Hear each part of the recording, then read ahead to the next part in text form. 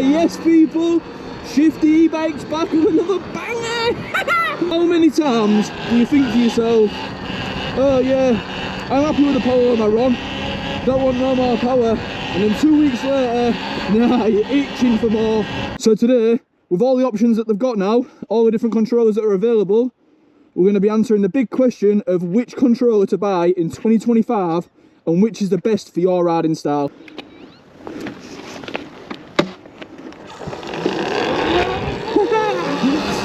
Rippin' boy!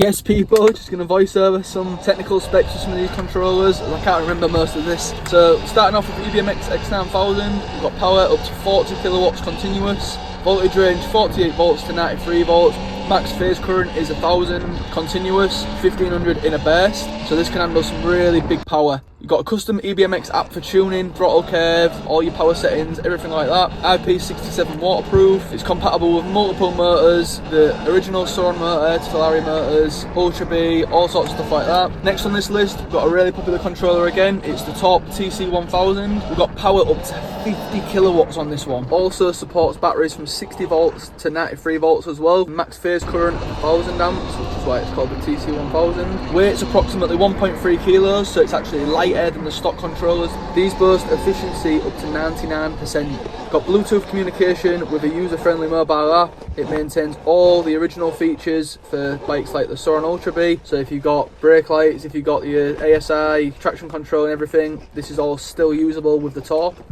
We've got ECU integrated into the wiring harness, which facilitates seamless communication with the BMS. So basically, the maximum that your BMS can pull, Torp will understand that and pull them exact numbers. Torp actually explained that this can be done in 20 minutes. So if you wanted something that's completely fast, quick, simple and straight on, gotta go for that. Next on this list, very popular up and coming control, got the VTB V9600. Peak power up to 44 kilowatts, so it's still a big power build for this one. Voltage range 48 to 84, phase current is 960 amps, so it's slightly less than the Torp.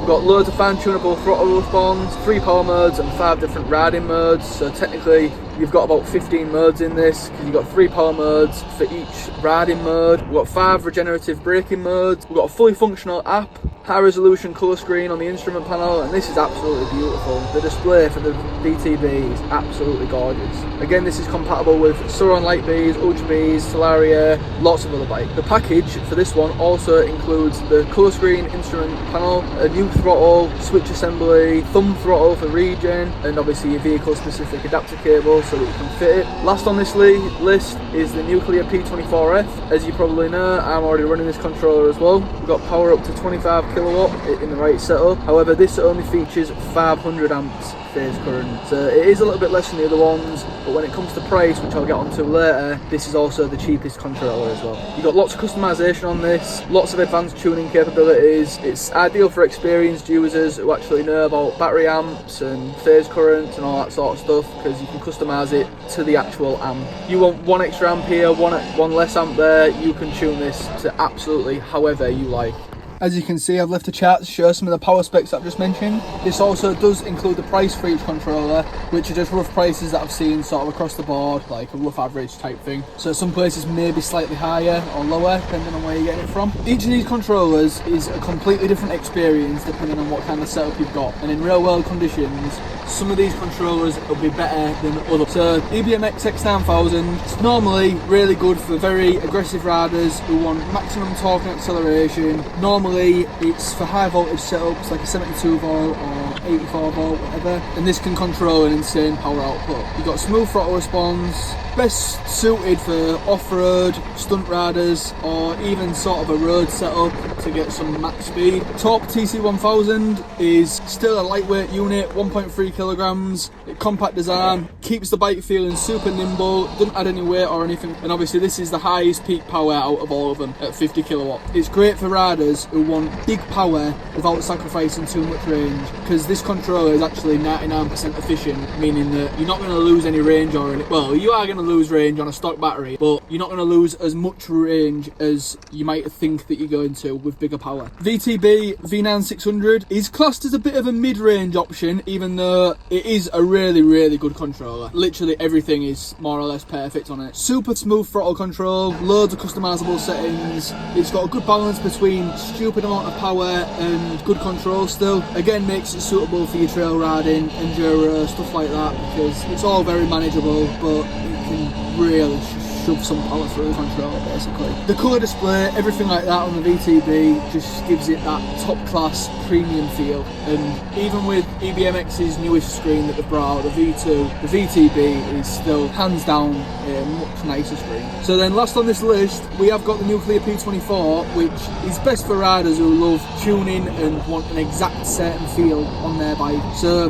the fine tuning options endless for this controller. It's really good for DIY builds or some really technical riders who want exact feeling from the throttle and from the bike. We've got 3 different maps, we've got loads of regen settings. It is still plug and play, but you have to buy a kit.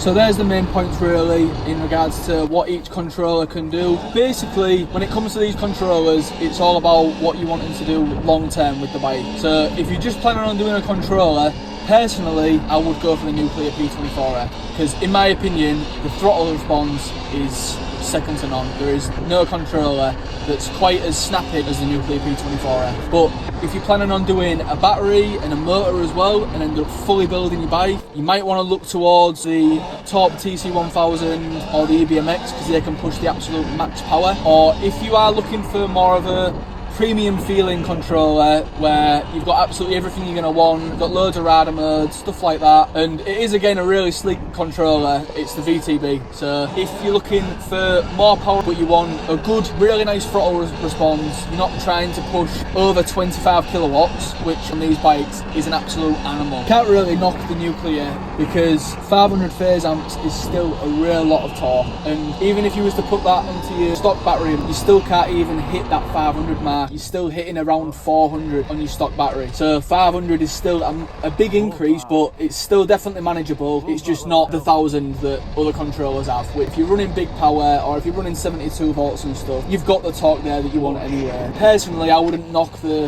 Nuclear P24F with the 500 phase amps, because it's a real lot of torque and you're going to really feel that. Yeah, definitely don't knock it, and it is obviously the cheapest option. Good power and a super nice throttle response. Gotta be the Nuclear P24F. So what's your opinion? Which controller are you going to be going for based on this video? Leave it in the comments down below which one you're going to be going for. I'm excited for you all to experience some big power.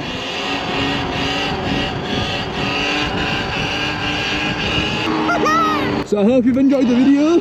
Now at least you know which controller you're going to be buying, which is the absolute best for your riding style and what you do with your bike. If you stayed all the way to the end, thanks so much for watching right to the end. It really does make a big difference. And a big ask, if you can hit that subscribe button, because most of you aren't actually subscribed, but you keep watching the videos. Why aren't you subscribed? So get on it, lad. Right. Until next time. Woohoo! Got some of that power, boy!